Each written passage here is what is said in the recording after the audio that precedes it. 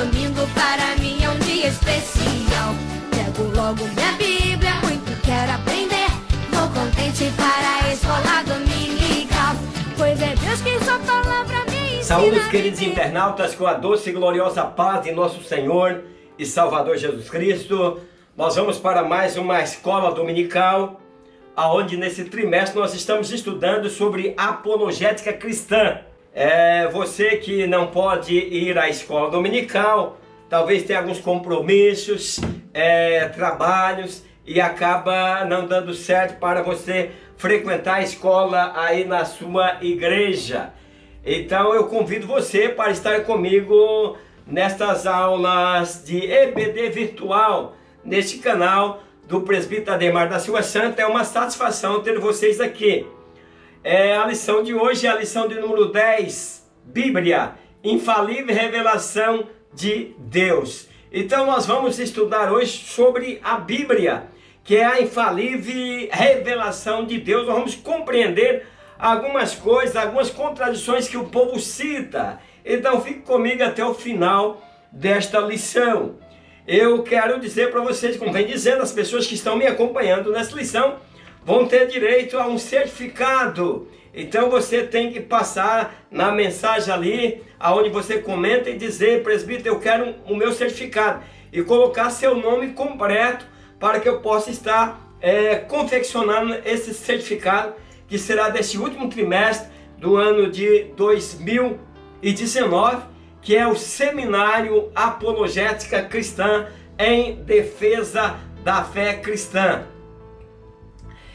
A nossa leitura em classe, ela vai se encontrar no Salmo 119, do versículo 97 até o 102, que começa dizendo: oh, quanto amo a tua lei, é a minha meditação em todo o dia. Mas antes de entrar na lição, eu quero agradecer os internautas que têm participado desta escola e têm feito seus comentários, que têm me enchido de muitas alegrias. O Juliane Gomes, ele disse: aula muito boa, né? Deus abençoe. A irmã Valdete Franca, ela também disse que a aula é muito boa, glória a Deus.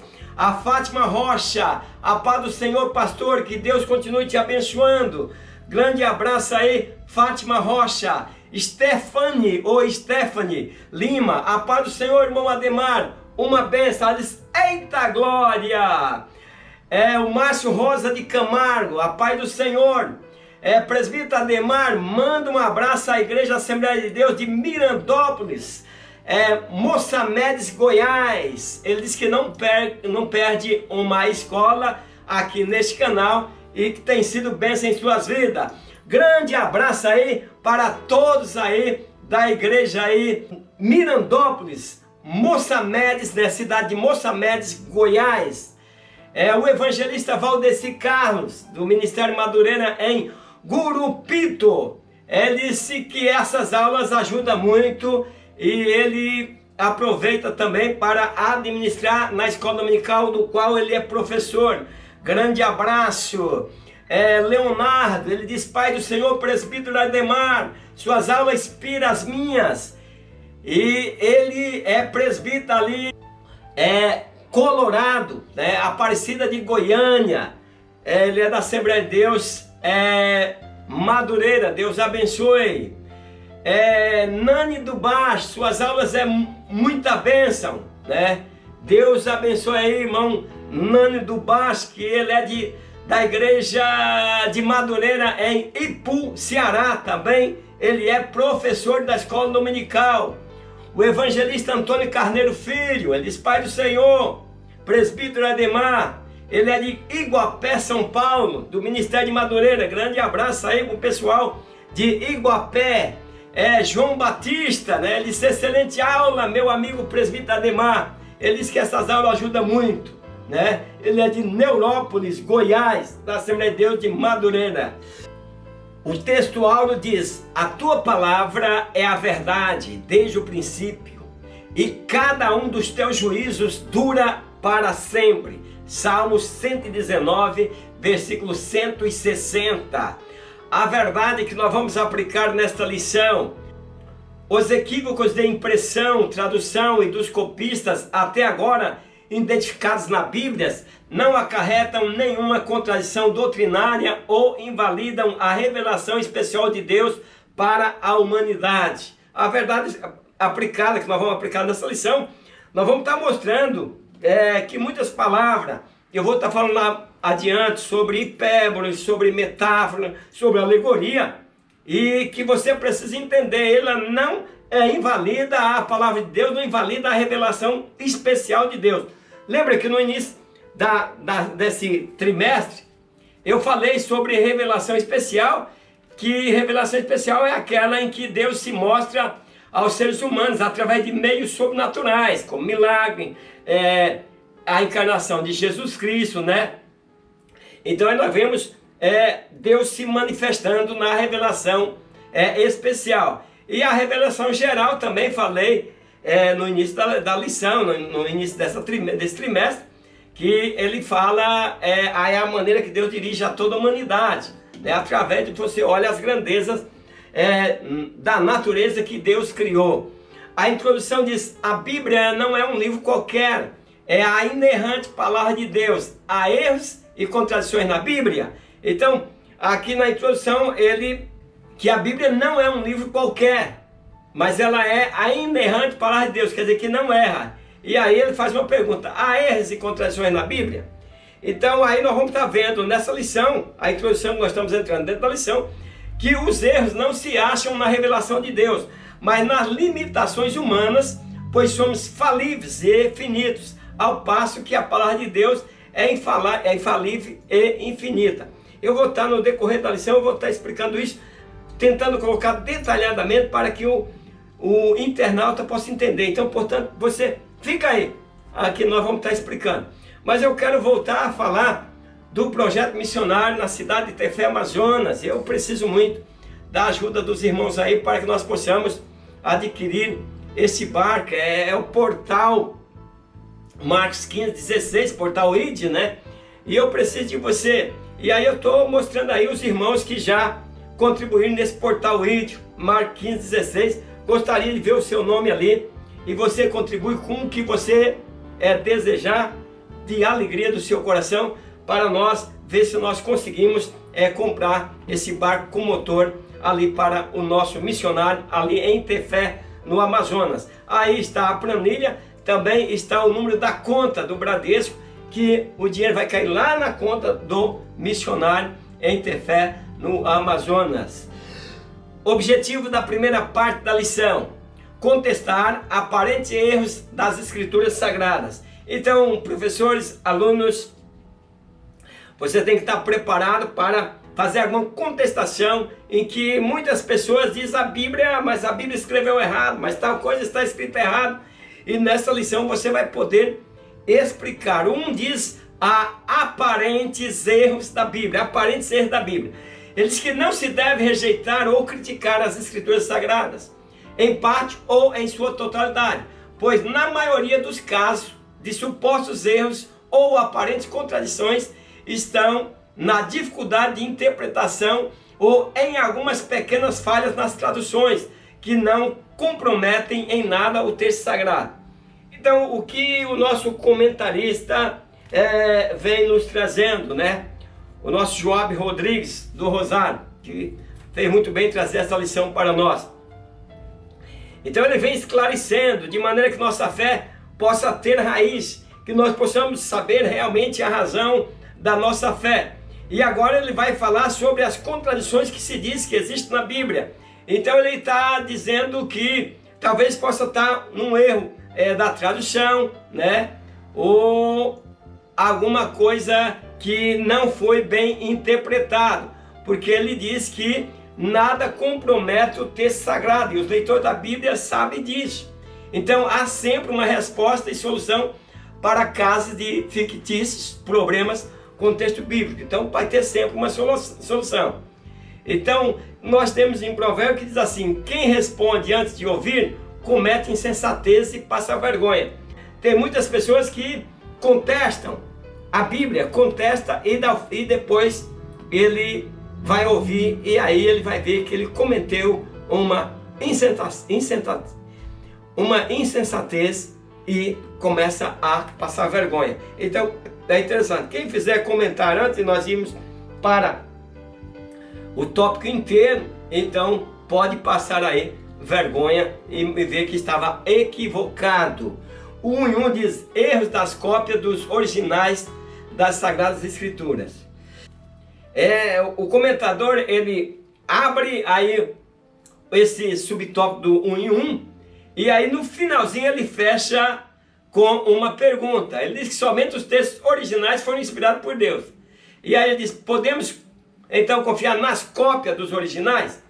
Aí ele responde, ele diz assim: sim, podemos, porque os copistas tinham muitíssimo cuidado ao fazer as cópias dos textos das Sagradas Escrituras. Então ele diz: podemos confiar? Podemos, por causa da responsabilidade dos copistas. Nós vamos ver que há os copistas, alguma coisa também, há o problema da cultura da época. Então os erros até hoje encontrados não comprometem o conteúdo das cópias, visto que eles se limitam a nomes e números, como não afeta o cerne da mensagem proposta. Ele não afeta o cerne da mensagem proposta. Que não afeta o cerne da mensagem proposta. Então nós vemos aí, por exemplo, nós temos o texto, né, o texto original, estou mostrando aí para vocês, e aí nós temos o copista. E hoje como nós já estamos no século 21, hoje nós temos as escrituras sagradas já passadas para os computadores. Então sempre fidelizando as cópias da original palavra de Deus. O 1.2 ele diz o seguinte: aparentes contradições na Bíblia estão relacionadas com datas.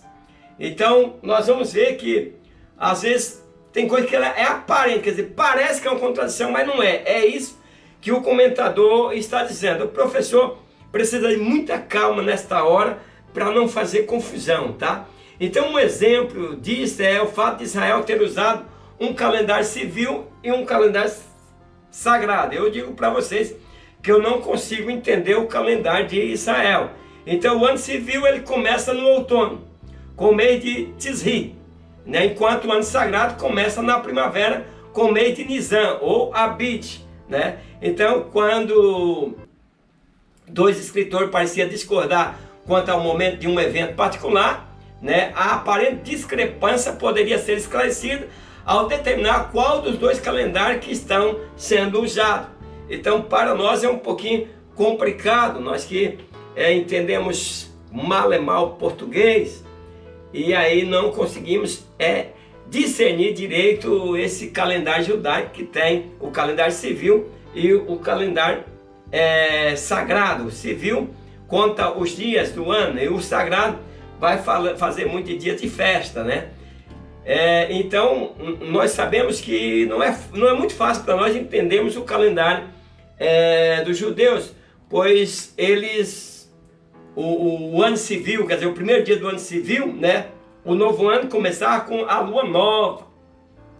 Imagina quando o céu estava nublado, o problema que eles tinham, né?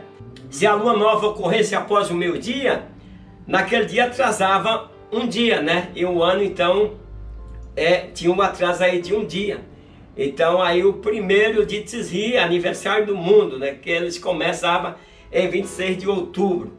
Então o calendário civil ele pega lá de Adão e Eva, dizendo que o mundo começou ali dia 26 de outubro. O ano sagrado conserva na primavera com o mês de Nisan, ou Abid. Nisan começa em 26 de abril, né?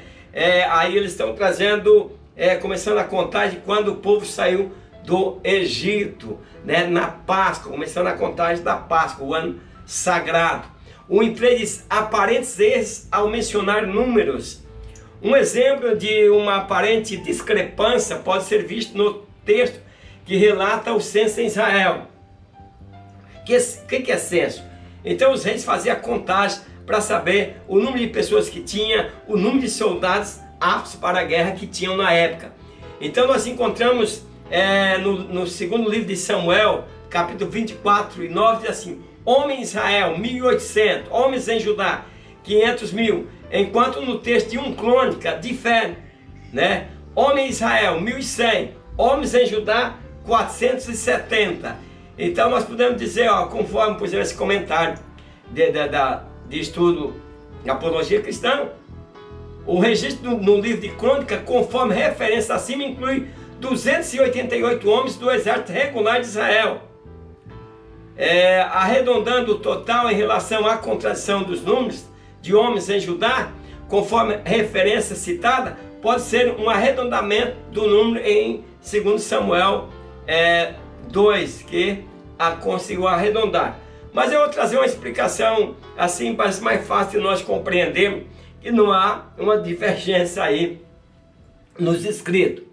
Então nós vemos que Joabe era aquele que ficou encarregado de trazer os números, e Joabe deu ao rei a soma do número do povo contado que havia em Israel, 800 mil homens de guerra que arrancavam a espada, e os de Judá eram 50 mil homens. Então veja bem, então aí Joabe traz, né, essa contagem. E aí, por exemplo, Joabe deu a Davi, olha aí de novo, a soma do número do povo era de 1.100.000 homens, dos que arrancavam a espada. Então na primeira contagem nós temos 800 mil homens de guerra. E agora ele traz a outra, aí ele não fala mais que é homem de guerra, é 1.100.000 de homens dos que arrancavam a espada. Então, por isso que o número está trocado. Um é 800, outro é 1.100. Os 800 são homens preparados que estão prontos para a guerra. O 1.100.000 são homens, eles conseguem arrancar a espada, mas não são homens preparados pela guerra. Estou tentando trazer uma explicação aqui para vocês entenderem essa diferença de números.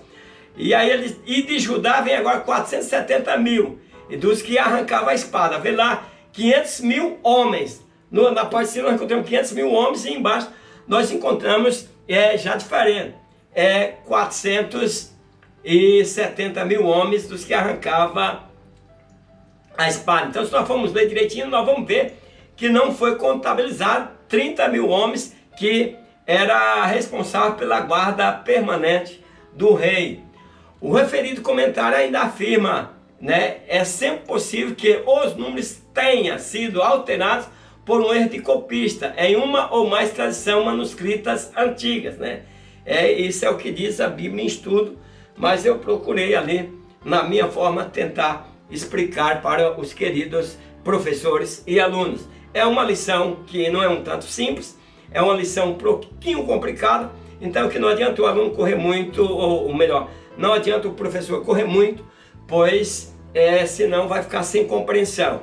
Então nós vamos devagar, passo a passo, buscamos entender que é o estudo que nós estamos, que a palavra de Deus é infalível, que ela não erra, que os copistas também não erraram. É o objetivo da segunda parte da lição: refutar aparentes contradições da Bíblia. Nós estamos agora sempre trabalhando nisso. Agora nós vamos refutar as aparentes contradições. 2 diz assim: aparentes contradições da Bíblia. Não se pode afirmar que é uma contradição quando não se tem resposta para algumas dificuldades surgidas ao estudar um determinado texto da Bíblia. Então nós temos dificuldade, está faltando a revelação de Deus, mas nós não aceitamos que isso seja erro da Bíblia. Então, muito embora a palavra de Deus seja perfeita, né? Enquanto existir seres humanos imperfeitos, haverá dificuldade de interpretação das Escrituras e falsos pontos de vista deles decorrendo. Nós vemos, às vezes vejo que eu digo assim, a Bíblia é um livro inspirado por Deus e você precisa de graça para entender. Eu vejo muitas vezes, já vi pastores discutindo, isso é Bíblia, está na Bíblia. E a gente está vendo que ele está interpretando de uma maneira equivocada, totalmente errada. Mas eles se abraçam com a Bíblia e dizem que está na Bíblia e acabou. Então, meus queridos professores, nós precisamos estar preparados para isso. Talvez você vai ensinar e seu pastor não gostou daquilo, diz, não, mas na Bíblia está assim. Então, qual é o meu conselho para o professor? Mesmo que você tenha a resposta, você acha que está certo daquela forma, se cale. Pule, mude de assunto, mas não bate cara com o teu pastor, porque eles têm poder. E o poder às vezes traz várias consequências. Eu não quero que você, como professor de escola dominical, que está desenvolvendo, que está crescendo, que está aí preocupado na leitura da Bíblia, no conhecimento da lição, me acompanhar no meu canal aqui, para compreender melhor, para melhor ensinar a tua classe aí, deixe de ser professor, porque infelizmente muitos pastores, eles debatem com o professor, tira a credibilidade do professor, e se o professor descuidar, tira a credibilidade do pastor. Então não é bom nenhum e nem outro. Nem o pastor tirar a credibilidade do professor, nem o professor tirar a credibilidade do pastor. Então sempre eu digo, se o pastor presidente está falando, se o pastor a quem você é submisso está falando, ele disse que é assim, deixa ele dar a explicação dele e você pule o assunto. Porque não é interessante você entrar em debate contra o seu pastor, que ele pode sentir-se ridicularizado dentro da igreja, isso não é bom. Então, na verdade, nenhum dos relatos do Evangelho se contradiz. Pelo contrário, eles se completam para fornecer uma melhor compreensão de suas informações. Então, nós vamos dar, João diz isso, Paulo diz isso, Pedro diz isso, ou então o Evangelho de Mateus diz uma coisa, Marcos diz outra e tal. Você precisa entender de que ponto de vista está escrevendo o escritor do Evangelho. 2 e 1, diferentes narrações para o mesmo fato. Quando duas ou mais narrações do mesmo acontecimento forem divergentes, não significa que elas sejam contraditórias.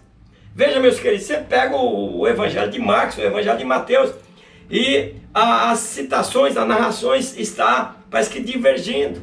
Então isso não significa que elas são contraditórias. Vamos procurar ler os dois textos e entender. Nós vemos que quando as mulheres chegaram lá no sepulcro, nós vemos que Mateus escreveu que havia um anjo junto ao túmulo de Jesus. João já disse que havia 2 anjos.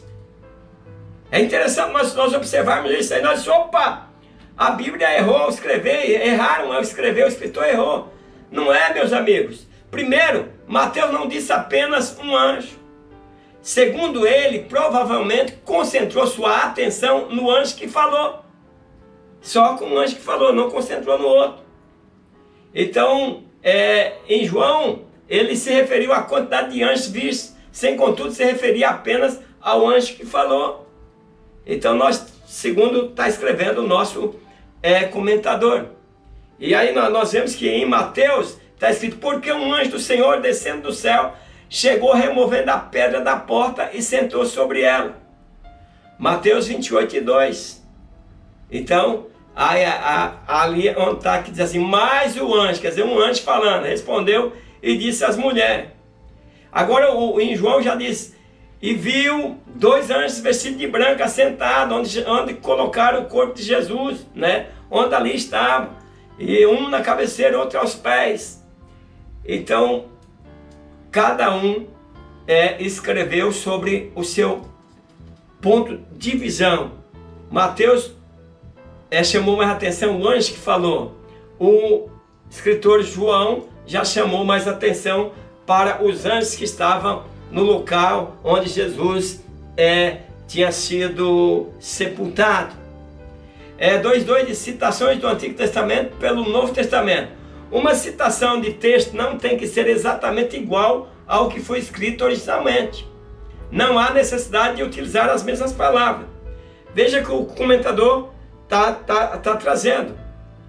Nós queremos que a citação de um texto lá no Velho Testamento venha para o Novo igualzinho. Não é necessário isso. Um mesmo significado pode ser transmitido sem o uso das mesmas frases. Nós precisamos compreender isso. E além disso, é comum uma citação repetir apenas parte de uma informação. Lucas cita Isaías 61 e 2. Não na sua totalidade. Ou é comum também o Novo Testamento simplesmente parafrasear o Antigo Testamento. Então não é que há erro. Olha, veja bem, lá em Isaías 61, 1 e 2 está escrito, o Espírito do Senhor Deus está sobre mim, porque o Senhor me ungiu para pregar boas novas aos mansos, enviou-me a restaurar os contritos de coração, a proclamar liberdade aos cativos e abertura de prisão aos presos.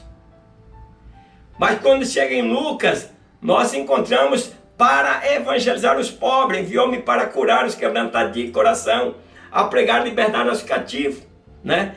Então aí nós vemos, é o mesmo texto, com o mesmo significado, com menos palavras, o que Jesus citou. Eles não quer dizer que a palavra de Deus está errada.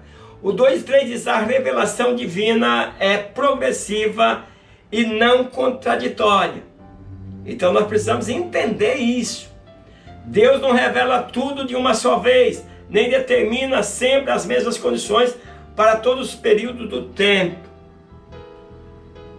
Portanto, algumas de suas revelações posteriores vão sobrepor as afirmações anteriores. Houve um período sobre a lei de Moisés em que Deus ordenou que animais fossem sacrificados pelo pecado do povo. Lembra disso? Alguém pecava, trazia-se um animal, né?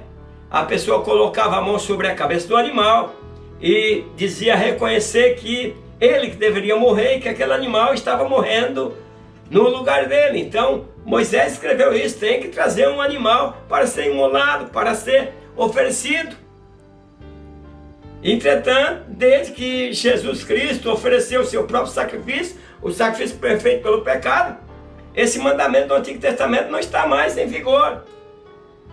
Veja bem, algumas pessoas de religiões, eu não sei como se diz lá, mas africanas, essas religiões ainda oferecem sangue, essas coisas tudo, né? Não sei qual tipo de religião que é essa, Umbanda, não sei o que é. Não posso afirmar, ok? Então em Gênesis 1:29, Deus ordenou que comesse frutas e vegetais. Agora depois do dilúvio, Deus ordenou que comesse também carne. Então são ordens progressivas em tempos diferentes. Então um tempo, Deus ordenou que comesse, né, vegetais. Agora depois do dilúvio, já Deus ordena que coma carne. O que não pode é tirar texto do seu contexto e aplicá-lo a outros contextos. É por isso que há essa confusão, há essa monte de religião, que hoje está difícil até para pregar o evangelho, de tanta igreja, porque as pessoas estão fazendo confusão com textos e contextos. Então, por isso, meus queridos, é certo afirmar que Deus nunca alterou o mandamento que tem relação com sua natureza imutável. Vamos para o objetivo da terceira parte da lição: enfatizar a linguagem bíblica. Agora vamos procurar, queridos professores, enfatizar a linguagem da Bíblia. A Bíblia foi escrita para pessoas comuns de todos os tempos, inclusive para povos que viviam antes de descobertas científicas de seus termos técnicos. Então, aqui o comentador, nosso Joabes aqui, ele está nos trazendo a entender que a Bíblia foi escrita para pessoas comuns, de todos os tempos, de todas as épocas. E muitas coisas que a ciência descobriu, naquele tempo aquelas pessoas pensavam que era outra coisa. Pensavam que não era daquela forma. Existem coisas erradas na ciência, existe, mas também existem descobertas interessantíssimas na ciência. Então a Bíblia, sendo inspirada por Deus, mas escrita por homens e em linguagem humana, evidencia estilos literários diferentes e assim não se limita a uma única forma de expressão. Tem as expressões culturais, meus queridos, da época. Então a linguagem bíblica, vários livros escritos no estilo poético, né, como Jó, Salmos, Provérbios. Os evangelhos estão cheios de parábolas, comparações. Veja que Jesus falava só por parábola, acredito que era a cultura da época. As pessoas faziam parábolas, e aí Jesus traz grande parte dos seus ensinamentos por parábola. Porque o reino do céu é semelhante a um homem, pai de família, que saiu de madrugada a assalariar trabalhadores para a sua vinha. Jesus está proclamando o reino de Deus, comparando com as coisas que os homens naquela época viviam, plantando e precisava de trabalhador para colher, fazer a colheita. Então nós encontramos também na Bíblia sátiras, né? Jesus fez uma sátira. Ele diz assim: outra vez vos digo que é mais fácil passar um camelo pelo fundo de uma agulha do que entrar um rico no reino de Deus. O que é isso? Uma sátira que Jesus fez. O que é a sátira? A sátira tem como característica principal uma forte carga irônica. Jesus ironizou? Ironizou sim. Mas o que Jesus está fazendo ali? Jesus nessa sátira, ele está mostrando, ele está procurando através dessa sátira passar a sua informação da dificuldade que é um rico, as pessoas que amam o dinheiro, entrar no reino de Deus. É por isso que ele disse, é mais fácil um camelo passar no fundo de uma agulha. Aí alguns acham, vai lá a porta lá do templo e faz a porta das ovelhas e que tinha ali, aí tinha um negócio chamado agulha. Não é nada disso. Esses pregadores não tinham tempo para ficar contando essa história para arrumar um lugar que uma ovelha passa. Não é nada disso. Jesus está falando agulha, Jesus está dizendo da impossibilidade, é uma sátira. Ele não está se referindo a lá o curral da ovelha, onde a ovelha fazia todas aquelas voltas e passava somente uma ovelha. Ele não está dizendo nada disso.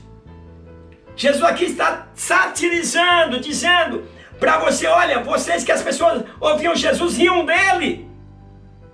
E aí Jesus disse, olha, é mais fácil passar um camelo no fundo de uma agulha. Quer dizer, é impossível, não passa. Não é que ele disse que o rico não ia ser salvo. Nada disso. Ele está dizendo, é impossível aquele que ama o dinheiro entrar no reino do céu, e não entra. Todos nós, você que às vezes tem uma bicicleta e ganha 2.000 por mês, se você foi idolatrado no dinheiro, você não entra no reino de Deus. O dinheiro se tornou-se um Deus, não só do homem, mas das igrejas. As igrejas abarrotadas de gente aí, é só dinheiro, pede dinheiro para isso, dinheiro para aquilo, mas não ensina as pessoas a contribuir com alegria. É isso que eu fico, talvez eu fique indignado. A maior nota, quem vai dar 100, quem vai dar 1.000, quem vai dar 2.000. E as pessoas, na emoção, fazem aquela oferta. E aí, quando a noite acorda da besteira que fez. É por isso, queridos professores e alunos, eu sempre venho trazendo para vocês, eu trago ensino, de maneira que você não seja menino. Estou usando uma metáfora aqui. Que você não seja menino, mas que você seja pessoas que conseguem andar com seus pés, que você consegue entender. Nós temos que deixar os cristãos, mas muitos professores vão entender isso. Nós somos massa de manobra. As pessoas vivem nos manobrando, leva para lá, leva para cá. Não é assim. Na hora que você dê a tua oferta, dê de coração. A tua vida pertence a Deus, você morreu para esse mundo. Mas faça consciente para agradar a Deus, não faça para agradar a homem. Tem uma campanha na igreja, dá para ajudar? Vamos ajudar. Mas não porque o pastor ou a pessoa que foi lá para fazer essa campanha te levou uma motivação a um extremo. Já tem hoje nos cultos, tem o irmão que vai ler a mensagem para poder induzir as pessoas a dar oferta. Eu não sou contra ler a mensagem, eu sou contra a indução.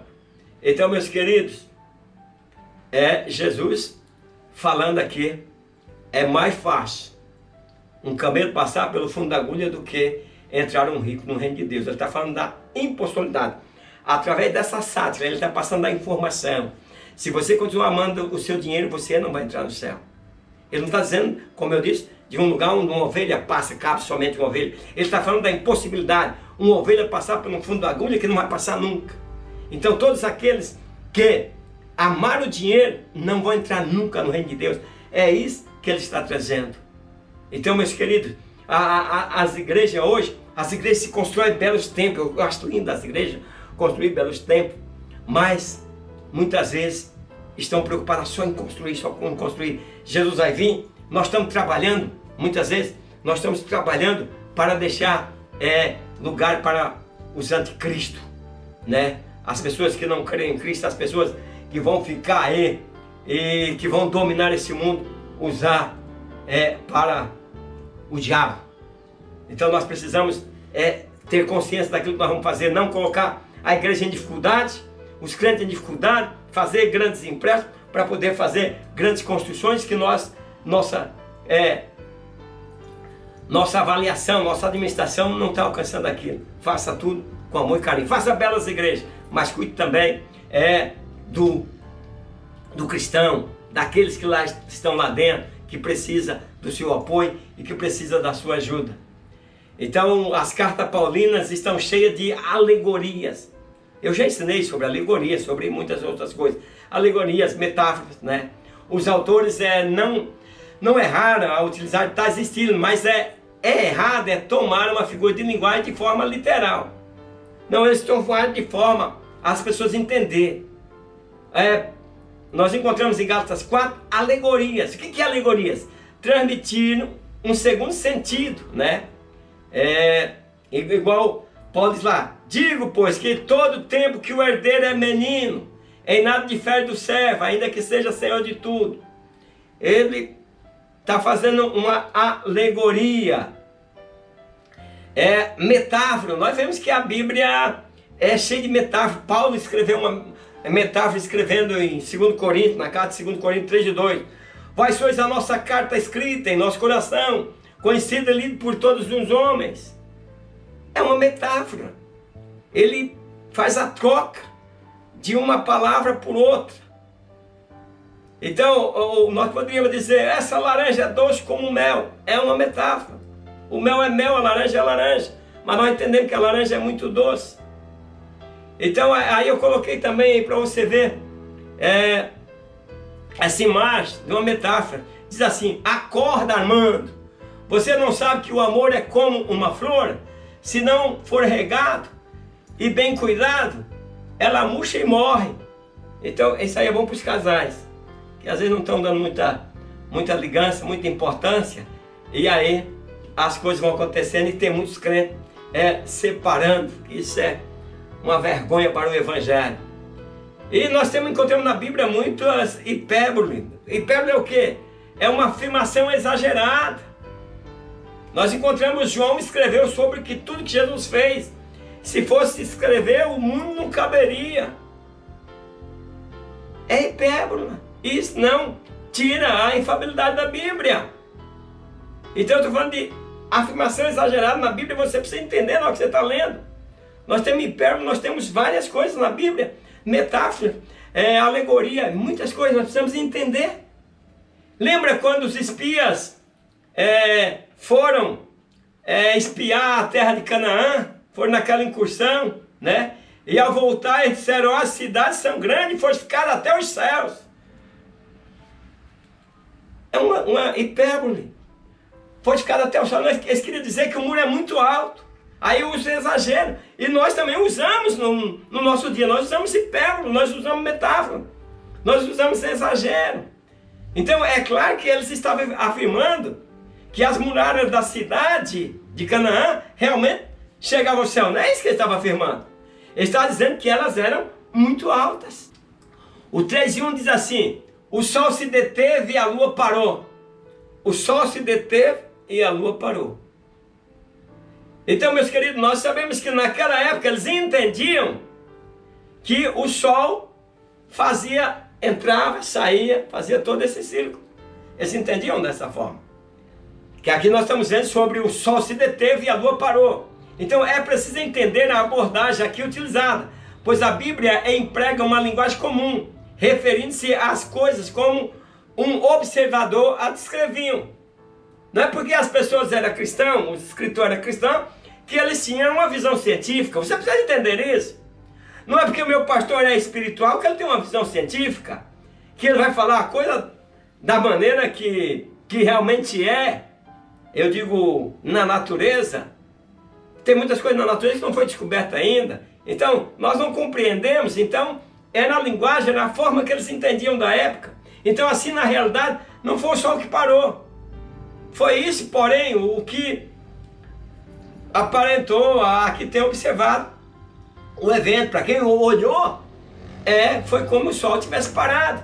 Então, ainda hoje, os meteorologistas, mencionam a hora do nascer e o pôr do sol. Veja bem, nós vivemos na nossa época, no século 21. E o que acontece? Todos agora dizem, todos estão cientes de que o sol não gira, quem gira é a terra. Mas todos nós dizemos: o sol está entrando, o sol está saindo, o sol se pôs, o sol está se pondo, o sol está nascendo. 3:2, a linguagem utilizada pela Bíblia na genealogia. É comum na linguagem bíblica citar nomes de um ancestral como sendo o pai de determinada pessoa. Veja só, a Bíblia cita lá o ancestral. Isso significa que é filho no sentido de descendente e não filho literalmente. A Bíblia muitas vezes vai filho. Jesus, né? Filho de José, filho de Maria. Mas aí nós encontramos na geração filho de Davi. Então Davi viveu 1000 anos antes de Jesus. Mas ele está falando de gerações, de descendência. Então quando as pessoas clamavam Jesus, filho de Davi, então era nesse sentido que Jesus era da descendência de Davi. Então não constituía assim um erro. Então nós precisamos compreender. Nomenclatura na Bíblia, o 3.3, é comum encontrar na Bíblia uso de nomes diferentes para se referir a uma mesma pessoa ou lugar, bem como nomes iguais que identificam pessoas diferentes. Nós temos Judas que traiu, nós temos Judas, o escritor. É assim, meus queridos, a Bíblia é isso. Então por isso a importância de estarmos atentos ao contexto para não nos precipitarmos na identificação de pessoas ou lugares. Nós precisamos saber identificar pessoas e lugares na Bíblia. Nós temos alguns exemplos dessa nomenclatura bíblica. Nós temos Reuel. Quem que era? O sogro de Moisés. Nós encontramos em Êxodo 2:18. Mas quando é em Êxodo 3:1, nós encontramos Jetro. A Bíblia está falando da mesma pessoa. Então, meus queridos, nós encontramos Tiago, filho de Zebedeu, de outro filho de Alfeu. Então, tudo trazendo a referência à mesma pessoa. Então, meus queridos, nós precisamos aprender, compreender a palavra de Deus. Nós temos a leitura, mas que não muda nada. E passando dali um pouco mais adiante, viu Tiago, filho de Zebedeu, e João, seu irmão, que estava no barco, consertando as redes. Marcos escrevendo. Marcos 1:19. Depois, no próprio Marcos, escrito em Marcos 3:17. E a Tiago, filho de Alfeu. Veja bem, já não é mais o filho de Zebedeu. Então, muitas vezes está falando da geração, não literalmente do pai. Nós precisamos entender essas coisas. Então, a Bíblia, ela resiste à crítica, ela é infalível, ela é verdadeira. É nós que às vezes não a compreendemos, porque somos humanos, somos limitados. Então ainda hoje os incrédulos tentam desqualificá-la, mas sem êxito, pois não se trata de um livro inventado por homens. Então a Bíblia continua sendo imbatível, pois é a palavra de Deus. Convido a todos para a próxima lição, que é a lição 11, a ressurreição de Jesus Cristo. Agradeço a todos e até a próxima escola dominical virtual, na paz do Senhor. Amém.